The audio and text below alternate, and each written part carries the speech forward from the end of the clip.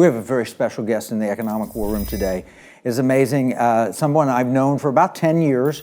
When he worked in the Defense Intelligence Agency, he was briefly the National Security Advisor until the deep state forced the president to remove him, essentially. And he went up against everything, fought the legal battles, but he stood strong. He's remained loyal to America. He's actually remained loyal to President Trump as well. He's an amazing guy. He's known it from the inside of the intelligence community. I welcome Lieutenant General Mike Flynn. Thanks. How you doing today? It's great to see you, as always. I mean, I know we've been in touch for so many years, but and I have such extraordinary respect for everything you do now. And of course, how we got connected was, I forget whatever book it was, but I know I read it, and it was The Secret Weapon or something like that. Yeah, right. Secret Weapon, and then we got connected when I brought you over to DIA to basically present to our team there, you know.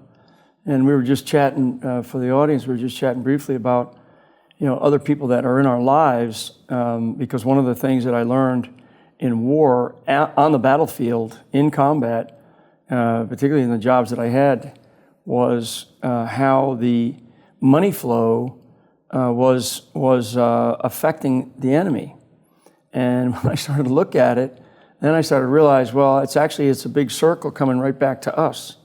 And that's when I really began to look at warfare vastly different. You know, not just from the physical aspects of war, but also the economic conditions of war, but also the economic advantages for those that love. I say love war, and you know, I'm not one of those. I don't love war at all. I'm not anti-war. I'm just anti-stupid war. But anyway, I mean, it's been this is great being in your studio here, and what a wonderful place.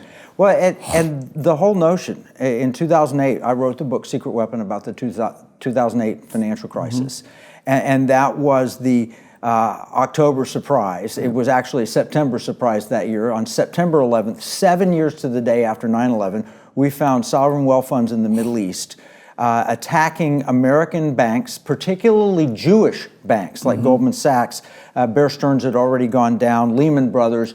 They came under fire. And I traced it back. It was Yusuf Qaradawi in Qatar who was pulling the trigger. They were manipulating our market. Phase one was they ramped up oil prices by buying in the futures market oil. You're a producer, you don't buy futures, you sell them. Right. And then secondly, they went after the brokerage houses like Lehman Brothers, caused them to go bankrupt.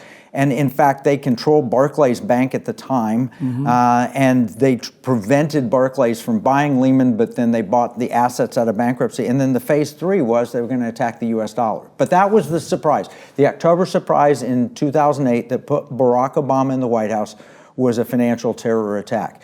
What kind of October surprise, September surprise do you think is going to happen this year? Yeah, wow. So, you know, we chatted a little bit about, you know, the whole BRICS consortium, and Brazil, Russia, India, China, so South Africa. There's a couple of other potential scenarios that we will see play out between now and the election in November.